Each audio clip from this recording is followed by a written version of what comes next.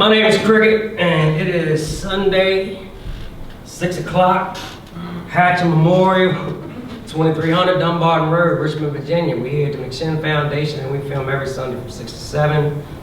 And what we like to do is burn copies of this film and send the DVDs into the area jails.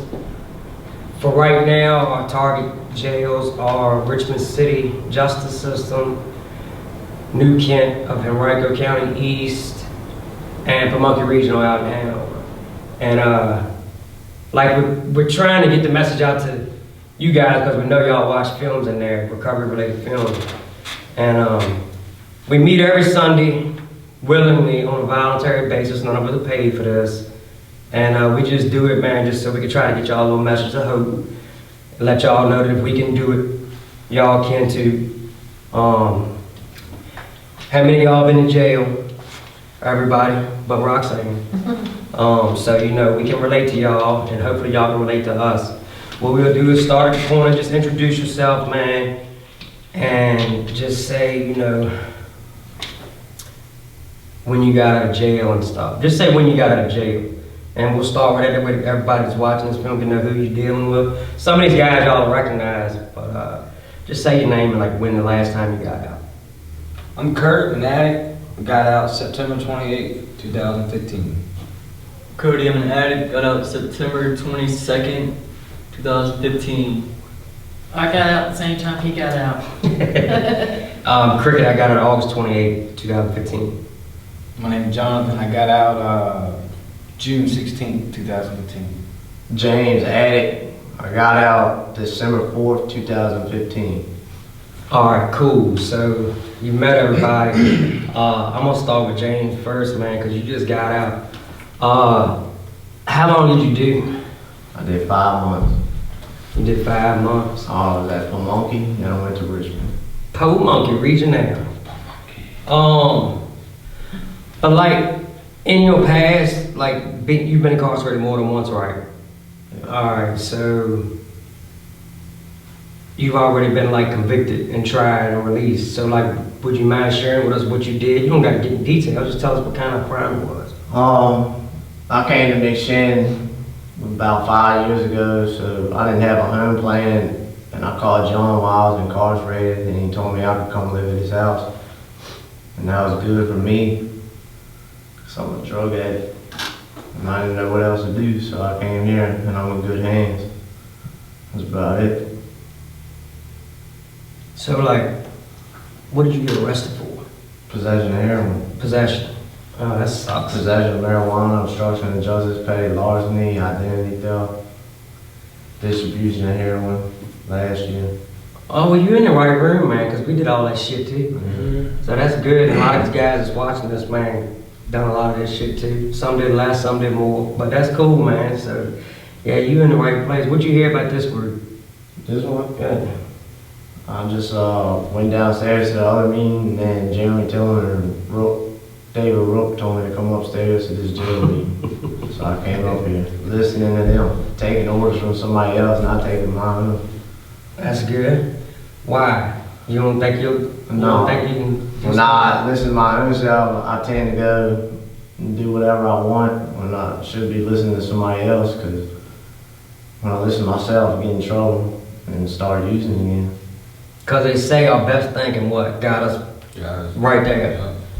So, and y'all understand that too, right? And if not, man, if you've never heard it before, believe me and believe us when we tell you that our best thinking, left to our own devices, our best thinking got us behind bars, behind bricks, behind glass, taking 15-minute phone clicks and having to pay $5.20 for that. You know, that's what our best thinking got us, man. Waiting on commissary day. Wondering who the hell's gonna put money on our books so that we can get some Kit Kats and saltine crackers and noodles and shit, man.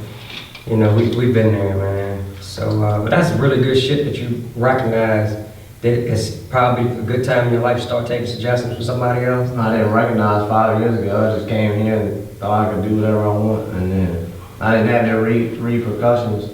And then once I finally got locked up, and then came out, got locked up, came out, got locked up. I think it's time to listen to somebody else. So you got out, what was the 4th, Friday? Yeah, And today's Sunday. You've been out 2 days. yeah, Does it feel real to you yet? yeah. It does. It's like for He life, looks man. We happy. get out. Yeah, he looks happy. He looks relieved, man. Hey, I walked from Richmond City in a tank top, shorts, and flip flops all the way to here. December 4th. That sounds like fun. Freezing outside. I tell you what, though, walking from Richmond City Justice Center in a tank top, flip flops, and shorts to where you at now sounds crazy to y'all, but I tell you what, at any fucking day of the week, it beats walking from where you at now to Richmond City Justice Center in a fucking tank top and shorts and flip flops. Any day. I'll walk from there to here any day. Because it beats walking from here to there. And it's easy to walk back to that motherfucker too, man. All we gotta do is make one bad decision.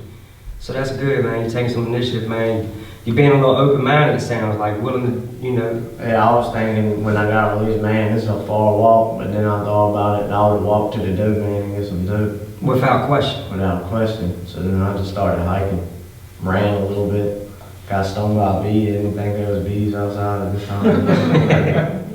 But Coincidentally, the D didn't think it was nobody out walking around in flip-flops and shorts neither. So y'all it was like a match made in heaven.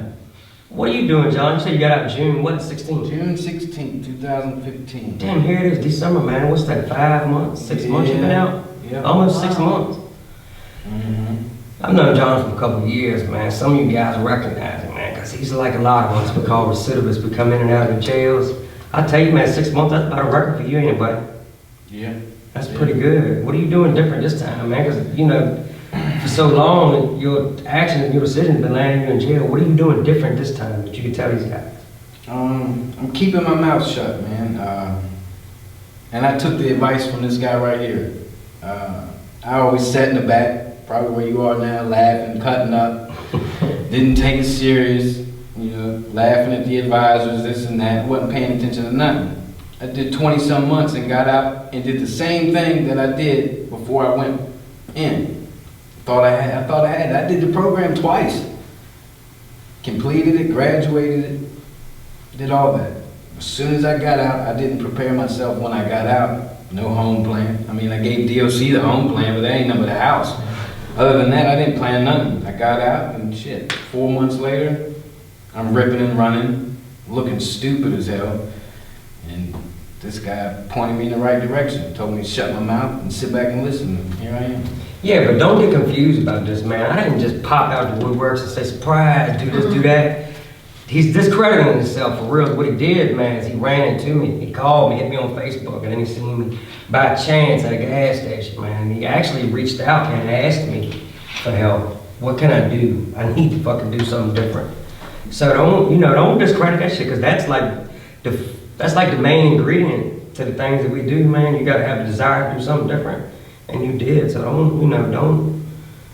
don't take that credit from yourself, John, for real. You did that.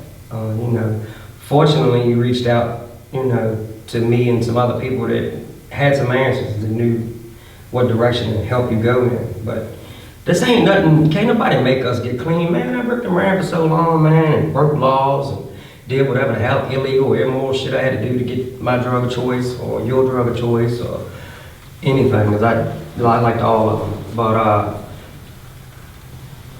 I just got tired, man. I wanted to do something different. I was tired of sitting in jail, for real, man. My time started getting hard for me. I'm no longer 18, 19 years old, man. The beating on the tables and stuff, man. Making rap songs and stuff is cool, but I enjoy it, but it just gets old to me after a while, Smelling farts and all that stuff that y'all do, man. That's just...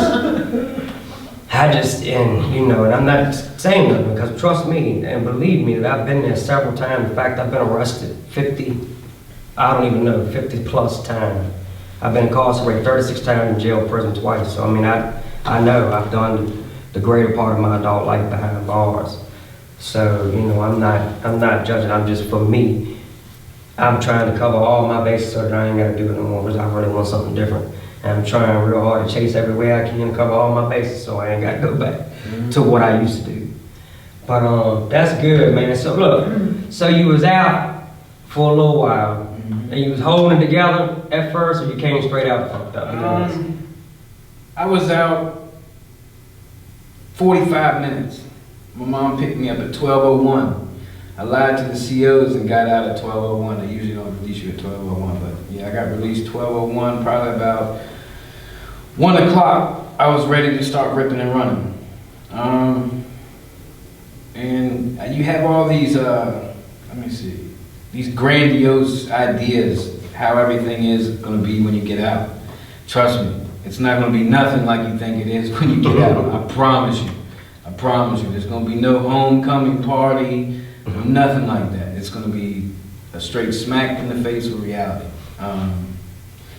And I guess once that hit, it made me, I was backed into a corner, so I wanted to run. So I did exactly what I know how, and that's go get high and erase the pain. Which, being I went through the program, now I know that they don't erase no pain. That just clears it up for about 10 minutes.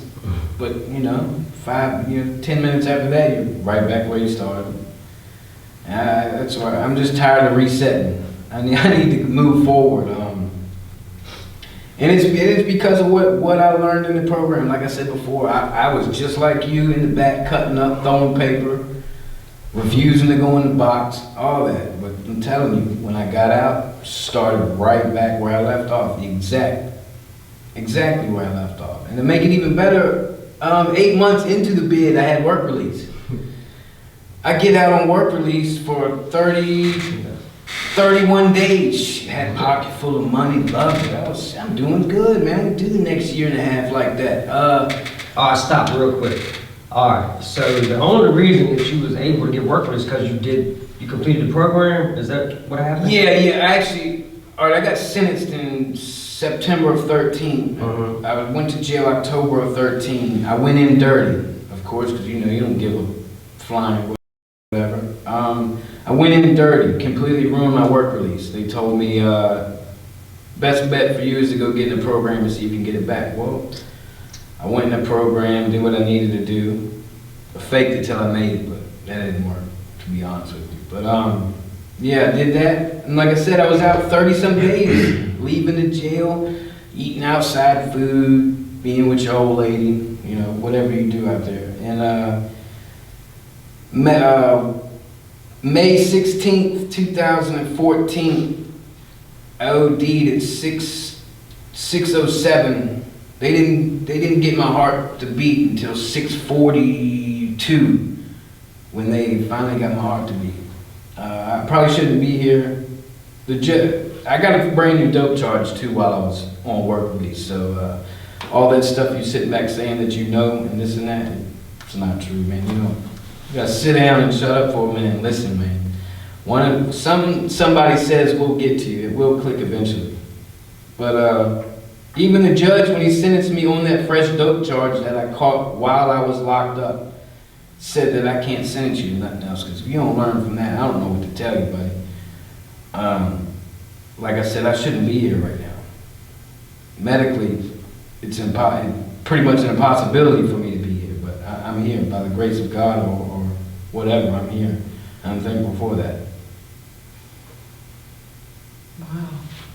I'm speechless, man, because I tell you what. How do you not read for that long? They probably were reading for I you. begged them. Yeah. Oh yeah, I begged them to release me, because I figured if I could beat the police to the scene and start walking back to the jail, I'd be fine. Well, when I woke up after they hit me with the second Narcan, they had hit me with the paddles and they hit me with 2 Narcan shots, which 2 Narcan shots is legally all they can do. They can't do no more than that. Thank God I come back from that. But I begged them to leave.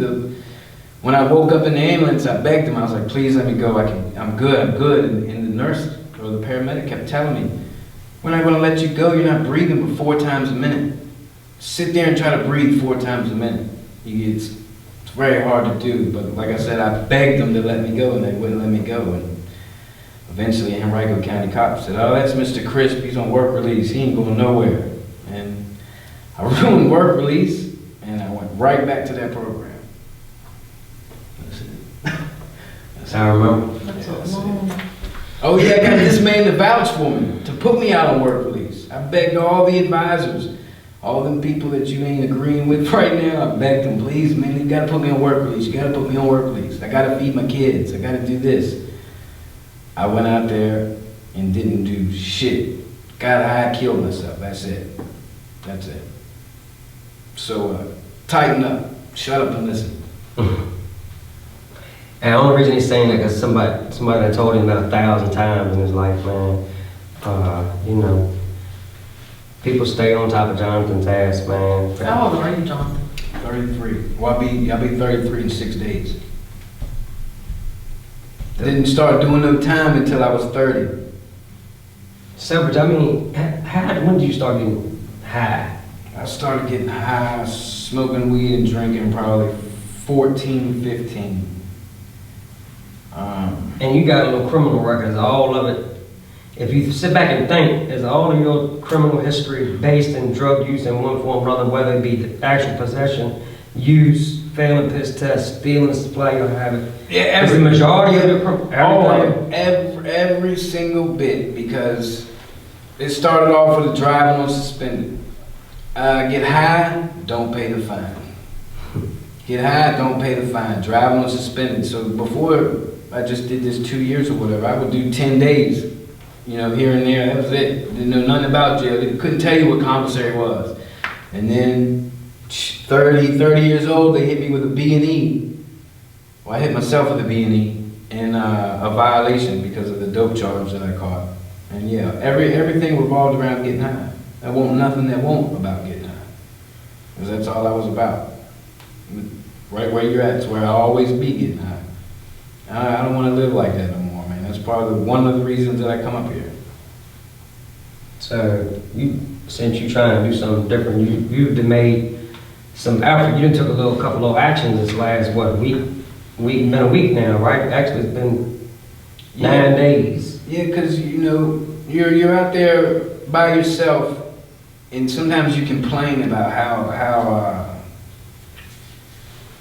routine it is. You don't want to work a job because it's so you do the same thing over and again, over and over again. Well, I mean, think about it. When you're out there getting high, you do the same thing over and over again. And I'm tired of crying. Oh, I don't have this. He's got that, and you know, everybody's living these stable lives, and here I am, 30 years old, got 3 kids by 3 different women. You know, your problems don't do nothing but mount up if you keep bypassing it. If you don't stop now and look at your life like it really is.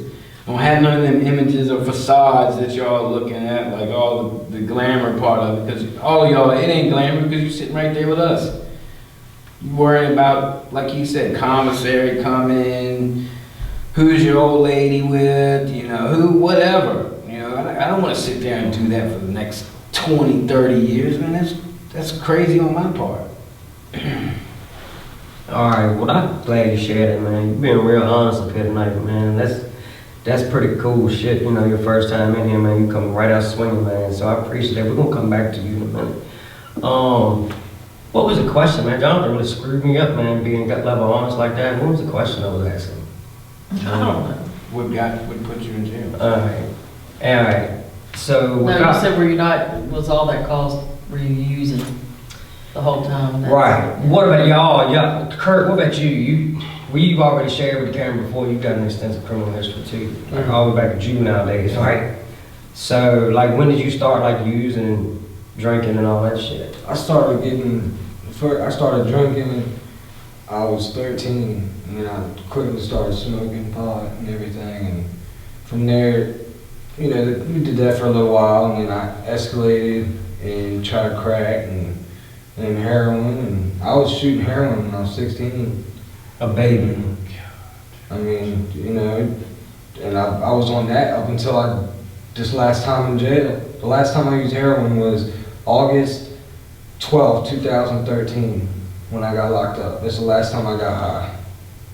You know, and it took that long for me to get this shit right. 'Cause I mean, I was in drug classes. I've been coming to NA and all this shit since I was 13. They put me in a program called CAT, which is Court Alternative Treatment. And, you know, I got a possession charge when I was 13, possession of marijuana. And they put me in this program and had like 4 phases, and I had to go in front of the judge once a month. I had to take piss tests every week, and that's when I just switched and, you know, just started drinking a lot, you know, past piss tests, you know. And that didn't work. You know, and I'd go to the program. I went to my first rehab when I was 18.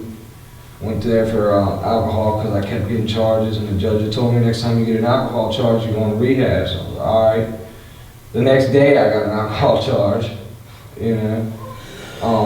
And then after that, you know, I'd get out, do good for about a month, and then go right back out to getting drunk, getting high, shoot dope, you know, all the stuff that we do. And pretty soon it got to the point where my parents, you know, they kicked me out and everything, and I went and I had met some people, you know, who I was using with, you know, they were living in some unsavory places, so I went and lived with them. You know, I lived down in Mosby Court for 3 months, you know, and that was about when I was 19, and everything went straight downhill from there, because I was right there in it, you know, I was in the thick of it. I could walk out in the front doorstep and get drugs, you know, dope man lived 2 houses down, you know, everybody come to me to get the drugs, you know, do whatever I had to do, you know, and you know, it's just, I did so much crap, man, so much shit, and it's just not, I don't know, man, looking back at it, I'm pissed it took me so long to finally get the picture, because I mean, I've been sitting in these rooms for years, you know, sitting in the back, you know, giggling and, you know, just not paying attention and just not caring, thinking that I can do it myself. And when all reality, my track record shows that I obviously can't do it myself, you know. Countless times I'm locked up. I'm like you, Crick, I worked in intake, so I got them to pull up my, every time that I came through intake 26 times. Yeah, it was a lot. It blew my mind when I got into the Yeah. And the pictures like, oh. Yeah, I Yeah. watched, when I was in intake, I watched the pictures from the first time I got locked up when I turned 18. By the way, I made it 1 year, from 2006 till 2013, my last incarceration date. 2008 was the only year that I was not locked up. And I think I was in Richmond for that. That was in Monkey Ride, you know, so I was probably in Richmond or somewhere for that. But I got them to pull up the pictures. I looked at the pictures, you know, from each time. And man, you could see it just going down and down and down and down. And I was just like, oh my God. It's heartbreaking. Yeah, it really is, you know. And then, you know, the pain that I put my family through. You know, my mom, my dad, my little brother, my little sister. You know, it was just unbearable, man. And then when you finally get clean, you want to feel guilty about it. And, you know, and those feelings are gonna come. You know, I still feel guilty about it. But the thing is, you can't dwell on the past. If I was to dwell on the past, man, I'd be getting high every day. You know? Sure. Yeah. I mean, it's so dark. You know, I went to church today, and I went with my girl to her church this morning. She wanted me to go to her church, so I went with her. And the message was, God pokes holes in the darkness. He pokes holes of light in the darkness. You know, and he was like, man, this world is dark. You know, there's so much in this world that is just dark, demented, and you don't, you know, you need light. And, you know, he described it, he was like, you know, I was caving one time, you know, spelunking, and he was down there, and, you know, he was down, and they told him to cut the light off, and you can't, and I've actually done it, because I've done that before, and you can literally put your hand right here, and you can't see it, you can't see an outline or anything, it's so dark in there. And, you know, so you can't live without light. You know, you need light in your life, you know, whether you want to make that light your God, the room, the doorknob, you know, whatever can give you hope to make you, you know, see the light and live a better way. I would urge you to do that, you know, because I mean, I'm not glorifying anything. I'm just another addict. You know, I've been through tough times, and you know, I'm still going through my mom's death. You know, I mean, it's only been a week. But you know, the strength that I have now from her passing, and seeing the way she lived her life and the way she taught me to live, you know, is so rewarding. Like I'm so happy that I can be here to tell my story. You know, because I'm like Jonathan. Like, I went to rehab. The last time I went to rehab was July 2013, 2 months ago. a month before I got locked up, I got a B&E. I signed out of rehab early, and I went home. I wasn't out of rehab 30 minutes, and I had a fucking needle in my neck. And I walked upstairs and I went out. They had to hit me twice with Narcan. I was blue. When I got to the hospital, I was legally dead for 6 minutes. You know, and I saw angels, whether it be angels or whatever. I choose to believe that it was angels, you know. And I asked them, I said, is it time for me to go? And they said, no, you still got something to give to this world. And you know, and then all of a sudden I come back to and everything, you know. It was crazy. And I still, after that, the feeling of like guilt sent me right back out there. Even after that, you know, and that's just crazy what we'll do, like, to go mask our feelings, like, and then going through my mom's death, you know, people are coming up to me, I've shared the meetings, I broke down the meetings, I broke down to y'all last week, you know, and people are coming up to me telling me how inspirational I am, how much I've inspired them, and it's just, it's like crazy. I never would have thought that, you know, me just saying something simple out of my mouth could help somebody. But you never know, man. That's why they say the newcomer's the most important person. You never know what the hell they might say to make you realize. Like, I was talking to my sponsor today, and he was like, man, he was like, the day you called me that your mom died, man, like, he was talking to his sponsor, like he was having a crappy day or whatnot, and his sponsor was telling him a couple of things, and he was all pissed off, and then all of a sudden, I called him with that news, and he was like, you just immediately, you get out of yourself, and you know, and you try to help someone else, and that's what this program is about, you know, helping each other. Right. You know, that bond that you have, you know, it takes you out of yourself. When you get out of yourself and you do something for somebody else or try to help somebody else, your life becomes amazing. You know, my life has been amazing so far. You know, and I'm only taking it one day at a time, though. You know Do you remember how happy your mom was? Oh, I remember. Y'all Your remember? mom Y'all said, seen her on the thing? She was so happy, man. Your mom said, I know things are different this time. I just know. And she was so happy. I just remember. She was, man. And we'd be in the car, and she'd always be like, oh, I'm so happy I got my Kurt back. You know, and that's what kept me strong, you know. And we went to, Friday was the ceremony and everything. We did like a little celebration of life thing for her and everything. We had a whole bunch of songs that we had played, and that she liked. So we played them. We got this girl that worked at the church. She sang a couple songs and everything. We had some people come up and say things. I wrote a poem for her. I read that, you know, and it was all, you know. I wanted to do something because I wanted it to be happy, but at the same time, you know, serious. Yeah. So everyone's up there sharing, and this is crazy because, like, I told everyone, my dad, I was like, yeah, I'm gonna read this poem that I wrote, you know, and he was like, all right, you know. So I let him read it. He broke down. He was like, man, that's pretty good. So I get up there. Everyone else had shared, and I was last to go. So I get up there, and I did something my mom would have done. I looked around, and I mean, over 350 people came. You know, I didn't realize how much people my mom would touch, you know, and so I'm sitting up there on stage and I'm looking out at all these people, like, and I'm not that great at public speaking or anything like that, but I was like, first things first, look to the person beside you, give them a hug, and tell them you love them. And, you know, it was cool to see everybody just immediately just turn and hug the person beside them, you know, and just so much love in the room. And I shared the poem and everything, and it was amazing. Like, it really was. And I know my mom was there in spirit, and she would have loved it, you know? Yeah, without a doubt. Yeah. Do y'all see this, man? I mean, do y'all see this? And it's right. We call it, like, a lot of times, like in our community, we'll call what he's experiencing right now a certain levity.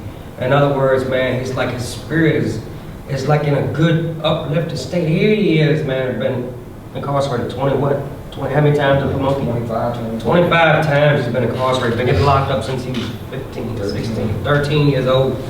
And he's 28 now, you know, and he's been drinking and using drugs, you know, disappointing his family, and causing pain. This is all stuff that he just shared. And, you know, now he's out, he's tired of living that life, he wants to do something new, so he's doing something different.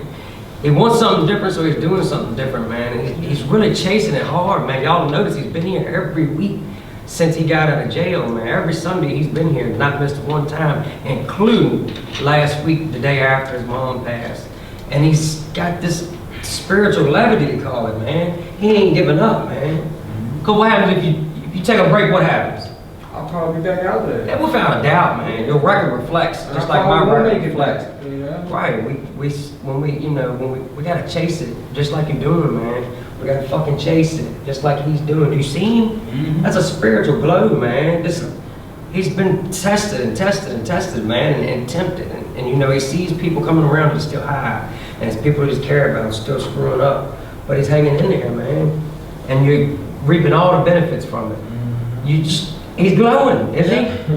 It's awesome, man. People, y'all that know Kurt, man, the old Kurt don't recognize him, man. But this is the new Kurt, man. He's awesome, man. And yeah, your mama was excited. This is the Kurt his mom knows. Right. And it's so cool, man. It's so cool. Y'all can rewatch that tape anytime you want us to. When it says 11/15/15 on it, that's when we had a family night. His mom came, and she was just super proud of him, man. It's like all of us that know him all. You can relate to that causing your family pain and stuff too, can't you, Cody? Oh yeah, man, definitely. You know, like just going out there, getting in trouble and doing everything, doing drugs, whatever. Especially like when I overdosed. I know that causes my family a lot of pain. My grandma came up there to the hospital to see me.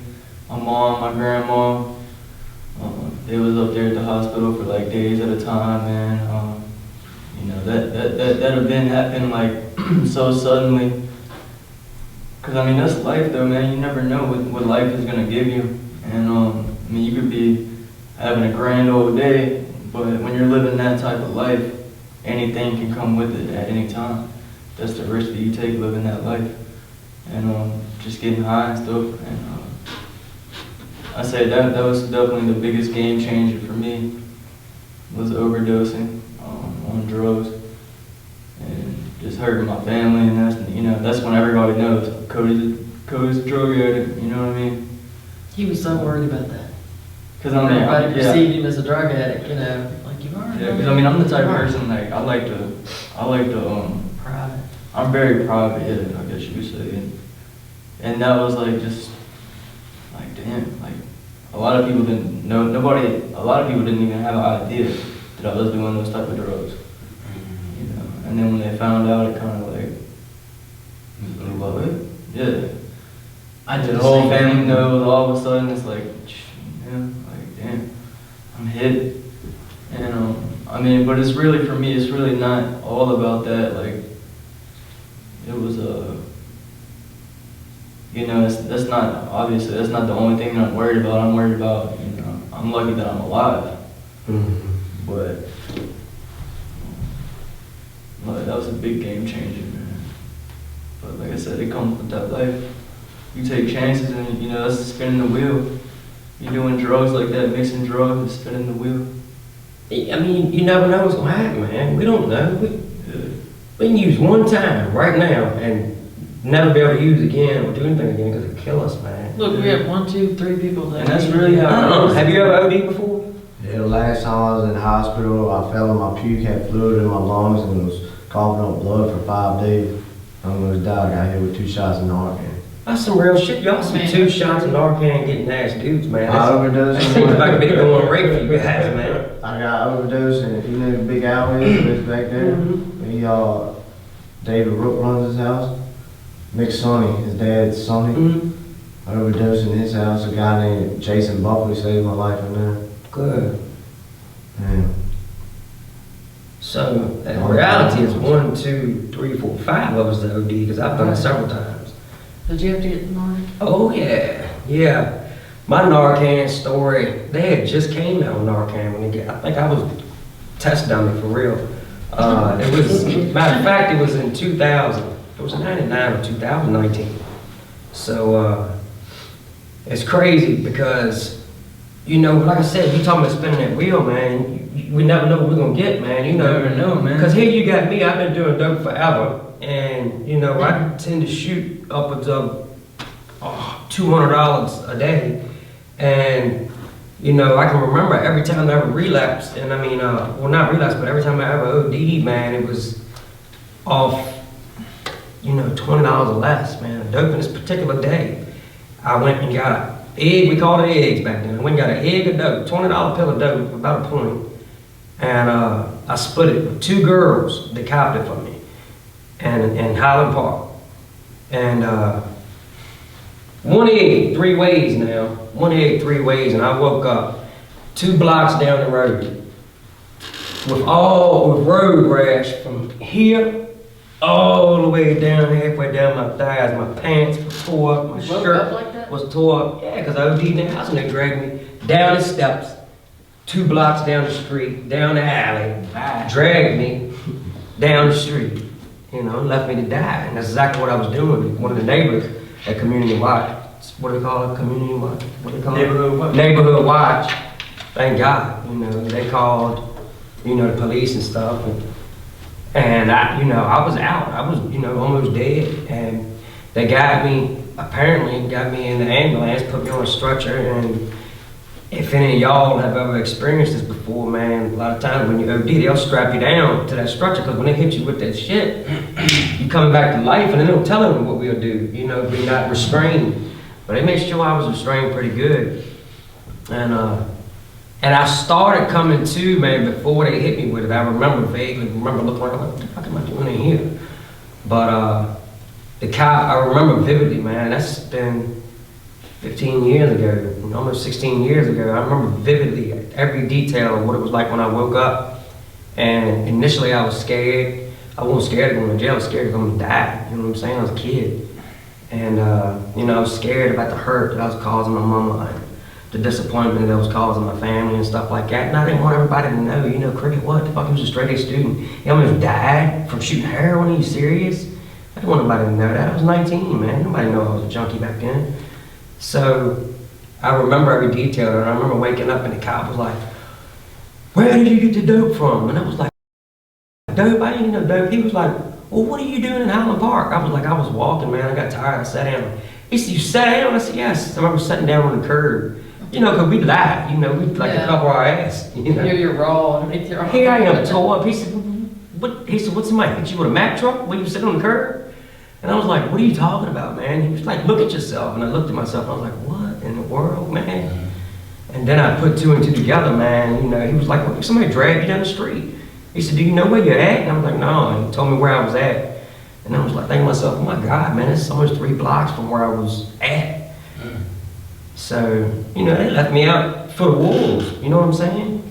You'd think that'd be a wake-up call for me, but it won't, man. I got 6 or 7 of them OD stories. And I tell you, man, I got out February 7th of this year from doing 9 months. And tried to do it on my own. I tried to hold it together by my own devices, my own thinking, right? And I did that. It was hard, but I did it for all of 5 weeks. And so I relapsed February 7th. By March 4th, I had used, and I got locked back up April 8th from violating probation repeatedly. But in that little span, that one month, I OD'd 3 more times in 1 month, off $20 or less every time. And I might shoot half a gram of dope this morning. Is it because it's bad? I mean, I'm not trying to. You know, but the thing is, Roxanne, you know, she said that a good question. She's a mom. She's a concerned mom. She's really doing real good these last couple months about educating herself about the disease we got and the thought process we have that lands us in jails and prisons and stuff. And the truth is, man, you just never know. Your body is, our brain chemistry doesn't know how to react. It doesn't react the same every time. You guys know that too, and y'all know it. That's a good point. You might shoot $50 worth of dope tomorrow, nothing happens, and then. and that's some bullshit, and get to save the other half of the bag and shoot it the next day and get puking high, you know? So it's got so much to do with neuroscience, and, you know, it's all kind of technical stuff. And if I try to figure all that out, I'll be defocusing energy on what I need to be focusing on, and that's following suggestions, being willing to do something different, and wanting not to go back to that old life. So, you know, but luckily though, when I do that, when I focus like all my attention on how can I change, what can I do today that will make me better than I was yesterday, I learned a lot of good shit on the way. So I know a little bit about that brain chemistry stuff. And I know when I see somebody at the gas station that's strung out on dope and they ask me what can they do different, I know some things I can tell them. So, You're so busy helping other people now. Think about it. yeah, but Keeps you busy. I know you still have yourself, But but these other guys can tell you too, like Kirk can tell you, man, helping other people, man, helps that's what I'm us. saying. Yeah. You stay. I tell you what, man, I already know if I take a break, I don't do well with breaks, man. I'll tell you guys, man, it was described to me, like when I first got clean. I got 8 months tomorrow, clean. It's the longest clean I've ever had in my life. What clean time for me means is that I'm not making rash decisions that have adverse consequences. In other words, I'm not doing the stupid shit that I was doing to get locked up for. Because I'm just like all of y'all have shared already. Cody's little couple of charges he got was behind the use of drugs too, you know. So all of us in here can relate to that. And now I'm clean, so when I go in the store and I don't have enough money to buy something, I just don't fucking buy it. I don't need a store with it. I can't buy it. You know? When I'm using, it didn't matter what the price was. Money is no object. It's gotta go with me. If I want it, it's mine. And I might you tell still you have what. money in your pocket. I'll tell you what. I tell you what I might do, Mr. Walmart. I'm gonna take it because I want it, but I tell you what I might do. I might bring it back to you and I will sell it back to you for the same price that you asking me for it. Now, I might do that back then. But you know, I just my decision making process is bad. Actually, speaking of, I had a dream about that the other day, man. About boosting. Yeah, I had a dream about, I don't even know, like I had a dream about getting something from Walmart and figuring out what I could take back to Walmart or something like that. I'm like, in my dream, I was trying to get some money or something like that, and I was like looking around, seeing if I could find some video games I could take to GameStop or something like that. Man, like that whole scene right there, this whole time of my life was just. You never used to steal. I mean, man, then he'd come home with I sold bags my and stuff. Xbox. I went through like 3 Xboxes. Every time I get an Xbox, I'd sell it like a couple months later. Shoot, you sold Every your time I got a codes? PS3, like I got a PS3 for Christmas, like $400 PS3. I sold it off for like $150. Like I got the holiday pack PS3 with like the games, the little, was it the washer games or something like that. It was that holiday pack, and I sold it off for $150, and then somebody came and picked it up the same day, $400 PS3. So nobody knows that, so don't tell nobody. Yeah, right. I pawned off my gold chain, $600 gold chain one My day. gold chain. Pawned it off. It was not your. Well, I gave it to you, but it was sentimental to me. cross. Man. There's a cross my brother got in New York, $600 cross, and sold it for like $180. I mean, that's something he wouldn't do. I couldn't Well, believe he drugs. sold my Right. necklace. What? And that's the things we do. That's what I'm saying. I In my addiction, same thing. Except none of the PlayStations and Wii's or any of mine. I had a younger brother and a younger sister. So when I was in my addiction, I would take theirs and I'd go sell it. I you remember know? the mom said that. And I'd take her jewelry. You know, I pawned so much stuff in my parents. Like the fact that they would even still talk to me is amazing to me. You know, that's love right there. Yeah, that's love. That's unconditional love. Loving someone for their faults in everything, you know, that's unconditional love. And just don't dwell on it, man. Mhm. Oh, definitely, Don't I'm dwell definitely on not it. dwelling. Your mom's right here supporting you. And man. see that wasn't even for nothing, no hard drugs. Yeah, that was for some weed. Like, I used to pawn on just for weed. That was part of it. You started stealing when you started doing I heroin. steal my brother's weed too. Card his door. Matter of fact, I got the card on me right now. I got the card on me right now. He's got the dents in it from where he couldn't get it. Look at this. Oh my See? God, you tore it. Look at that. Bad. How many of those credit cards look like that? I break up and my brother had to start locking his door eventually because I'd go up in there and Let me take see a that. little Let me handful see that of card. weed Let me see that from card. his jar. I go up in his grinder and smoke all his keef. 2009, 2010, middle school. He lost. How old was He lost his Broke time. with He was that How old at were the you? time. 12, 13. How old were you, Cody? You remember when you took the That's picture? 5 12, years 13? ago. About 13. 13. That's what he's showing to take a drug test now. Bless his heart. Yeah, What I'm up? All right, so 13, when did you 14, start 16. using? You said around you started smoking weed. I started smoking weed when I was like, I smoked like a couple times when I was 13, and then I started smoking a lot when I was about 14, 15. Up until I was about 14, 15, 16 was my main era of smoking. So look, that's actually pretty cool that you still Smoked got when I that, was man. 17, 'Cause, but you know, you can keep that thing for the rest of your life, man. Just because a lot of us forget where we came from, we forget what we lived like before we started getting high and partying and shit. So that's pretty cool that you got that. Hey, you got it in your wallet. Shame that you usually break into your brother's room, steal shit. But yeah. hey, we like Kurt said, we do shit that we wouldn't ordinarily do when we use. Our brain gets stupid. Huh? You done stupid shit. Cody could lie right to you though. You wouldn't My even brother know kicked he's my lying. ass at one point though. I stopped doing it when I was like 17. Like when I had turned about 17, I stopped going up in it, you know. He eventually moved out, but I stopped stealing from him, you know, because I was like, you know, kind of grew up a little bit. Like, what the fuck am I stealing from my brother, man? You know what I'm saying? All right, so the bad news is, and y'all know this too, is that we hurt our families. We hurt the people that care about us. We set bad examples for people that are younger than us. We do, you know, a lot of bad stuff comes from the stuff we did. And we do live with that guilt. That shit pops up every once in a while. The good news, and there's good news. Don't never get it twisted. There's always good news if you look for it. The good news is that we get forgiven for the shit if we do something different. Y'all see this. The longer y'all stick around, the longer you start doing good things, the more good things you do, the more good things are happening for you and shit. Like you said, his mama's sitting right over here in the meeting with me. You know his mama is very active in his recovery too. I'll let y'all know a little secret. She called me 5 times a week on average. Sometimes 7, sometimes 3, but sometimes 10. You know, she's very active in Cody's recovery. I just can't wait till he can do something. He has no car, no license. He'll get it together. I know. It'll So, come. you know, people are always saying, "Oh my God, Cody should be doing this, should be doing that." They don't know how hard it is just to Tell him get easy. into pre-trial drug Yeah, test. take it slow. Oh, Yeah. I am. I'm handling it, but other people, Yeah. Yeah, It's hard. they'll catch Yeah, on. That's man. like, that's what all my old like, some people I used to kick it with, I still kick it with a couple of them I look up to. Take your time, dog. Old black dude, not old, but like older black dudes I kick it with. Take your time, player. You better take your time.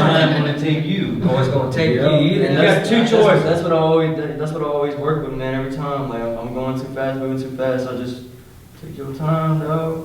Well, I mean, you can either take your time or you can give your time. Yeah, And exactly. if you ever have to go that route again, you're gonna find you don't want to give these people a whole lot more of your time. Man, I'm giving them right much. Kurt, he's giving them right much. Crispy here, he's giving them right much. You've given a lot too. These How last old are couple you? years. 22. see, you're You've given them right much time over the last couple of I years. came to McShin when I was 18. I overdosed. I got a DUI, went to jail. Came out, went to Hillside Court. Got a little 40 bag, shot the whole thing up. Didn't even know you could overdose. I didn't even know anything about it. Shot the whole thing up. My friends threw me off in the parking lot at the hospital. And then people would come down in the helicopter, they were landing and see me laying in the parking lot. Mm.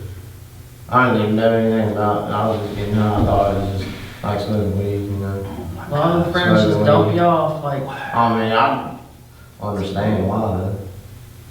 They don't get in trouble. So they're trying to change so the you law. die so they don't get in trouble. They changed it. That law's been It passed. is? Okay. Yeah, it's called, well, hell, I don't know what it's called. 'Cause I know- If Jonathan ODs and I call the cops with him, it's forgiveness. It's like a amnesty law. Yeah. You know, If I call the paramedics and stuff, they ain't gonna lock me up because I'm with somebody that's got possession of drugs. look, I was just involved in a situation like that, probably 3 days before I come here. I was with my roommate I was renting a room from. And we went and got I forget how much, it doesn't even matter. We went and got a little dope. And we was at Walmart, same place I OD'd at. I'll never forget it either, man. I took a bump and gave my friend a bump. Just your little license or your little jail ID, little teeny corners. Bit. Gave him a little bump. Told him I'll be right back. I'm gonna go into Walmart and get some groceries. Well, I get out and I see him in the car and he's looking at me. He's like, "Hey man, that's all right. That's all he said. It was like, yeah, you know, it's all right. I don't feel nothing yet. And I seen the phone drop. So I looked, I said, man, you all right? He didn't say nothing. I'm like, what? So I'm sitting there panicking, like, oh my God, I'm on probation, man. Oh my God, I gotta call the police. And this dude is breathing like, and he would stop for like 2 minutes and then take another breath. So I'm running around the car, man. I called the dope boy up, like, man, what the fuck, you know, what'd you give us? And then here I am thinking the same time, like, what the fuck are you doing out here buying dope anyway? And putting that man's life in your hands. I gave him that bump of dope that just probably would have killed his ass if he ain't wake up in time or whatever. But I wasn't even going to call the police or nothing. I was just going to walk away at first, you know, but I got a little heart. I mean, so I panicked, man. I'm running around the car, I'm smacking him, beating on his chest, gave him a sternum rub, and he would not wake up. So I'm like almost in tears right now. I even called my mom, and this is all going on. I called my mom, the dope dealer, running around the car 40 times all in like 3 minutes. And I'm panicking. So finally, I just jump in the car and I go to jerk him up, and he pops up. And then he was probably like that for every bit of an hour and a half, all said and done, he was like that. But yeah, that just made me think when he's talked about the police situation about taking somebody who OD. Did he finally wake up? Yeah, he finally woke up, and the next day, he was sitting in the house, and he was like, man, my chest hurts, man. I said, yeah, I gave you a sternum rub. Boy, he pulled his shirt up, man, and dude, I had bruised him all the way down here trying to wake him up, but he would not budge when I was doing that. You talking about scared to death. I thought I was going right back to jail over a bump of dope. That was it. A bump of fucking dope would have put him in the grave and me in jail. Yeah. I'd be right back where I started. And that's part of the reason that I was like, I'm not even gonna say I've had the best of that life, but the best you can get out of getting high, dying, man, that's it. All that high and all that jail time you do, ain't a single day getting high better than I am out here. Not having to worry about, oh man, is he gonna answer the phone? Please, God, is he gonna answer the phone? I got $26, man. Come on, man, let me get that. Hell, I don't want to beg nobody for nothing. Everything I'm gonna get now is gonna be mine, and nobody's gonna be able to take it away from me.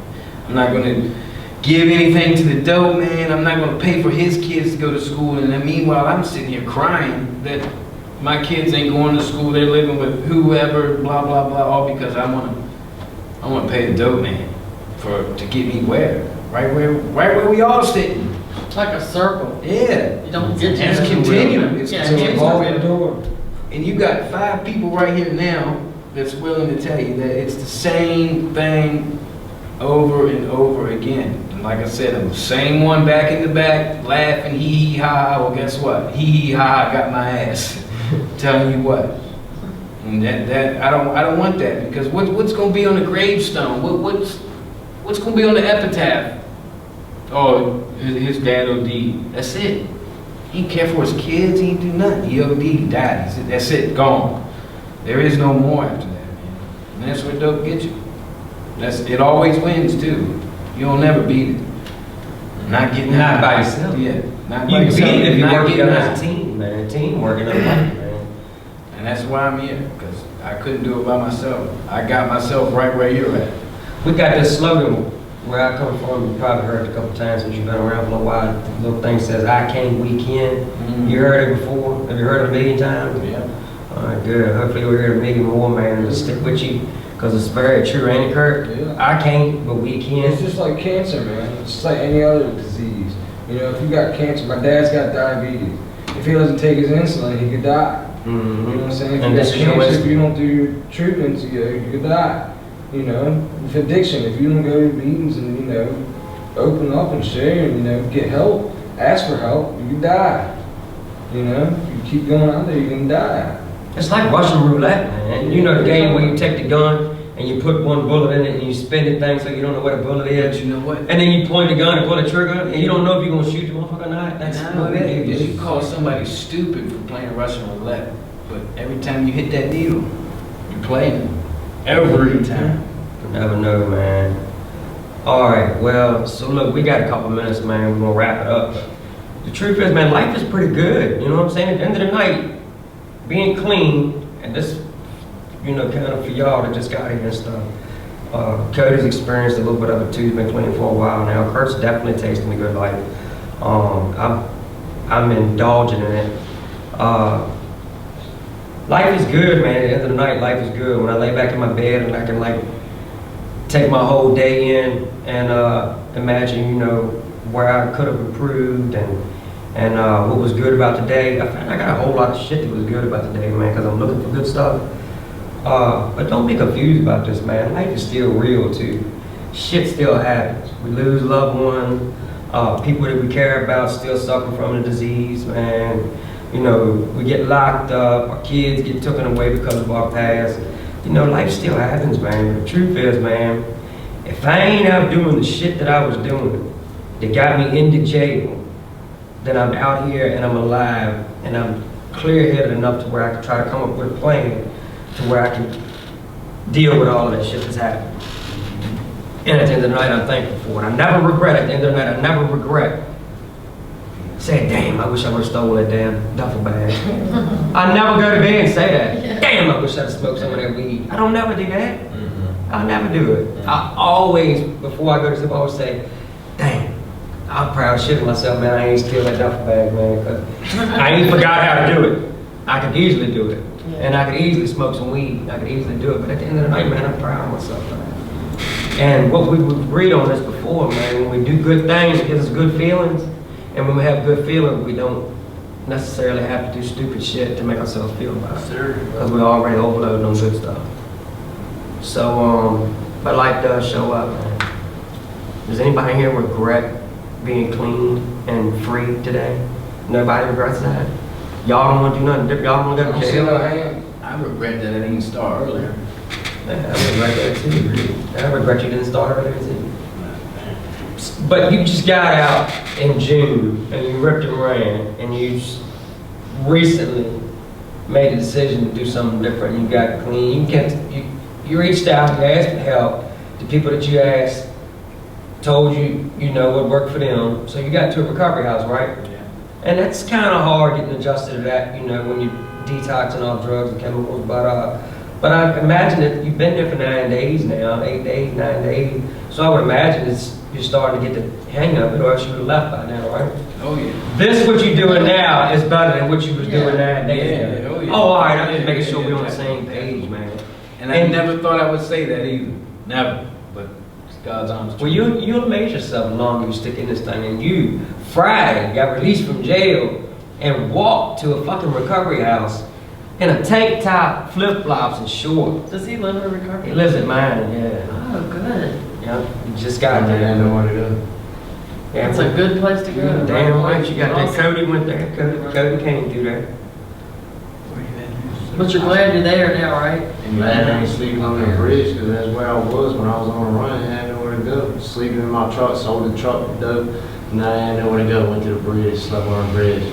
My life sucks, man. Stupid for nothing to get high. You ain't never, ever got to live like that again, man, as long as you do something different. Want something different, do something different, right? Yeah, nothing changes, nothing changes. Nothing changes, nothing changes. You like that one? Huh? Do you like it? Just say it. What did he just say? Was you What's paying that other attention? saying you said one time? Nothing changes, nothing changes. Oh, no, at one meeting you said when your mom was hurting. I can't even I was know. look back on it. Kurt got some good stuff to say though. All right, well, all y'all got good stuff to say, man. I really appreciate y'all coming tonight. Y'all notice, man, a lot of our regulars ain't here, man. They got, like I said, life shows up. That's the reality of it. You know, like we were saying earlier, man, we take a break, you know, something. And not everybody dismissing, you know, because some people had other obligations tonight, and we understand that too. They were but- celebrating somebody's. Yeah, somebody's celebrating, you know, somebody's celebrating somebody's freedom and their recovery, man. So, you know, everybody's pretty busy, but these guys were committed and they were determined to come up here and try to get y'all the message of hope. Hope you got some. We want to thank you guys, man, for paying attention. For those of y'all that weren't sitting in the back row with Jonathan, throwing spitballs at each other and, drawn on the jail uniform and shit. Those y'all are paying attention, man. You might have got something out of it. I hope so. All right, so we're out of time, man. So we'll just kind of like, we'll circle up, man. And we normally like to close out with the serenity prayer up here. Just like y'all do in the 12-step meetings. So that's what we're gonna do. Let's go. Circle up, ladies. We're not in jail, man. Ladies. We can touch, we can show affection out here. All right, well, who got us through this day? God, grant us the serenity to accept the things we cannot change, the courage to change the things we can, and the wisdom to know the difference. Just for the day, keep coming back. It works if you work, you die. If you don't, so work and live. Believe that. Good job. Good job.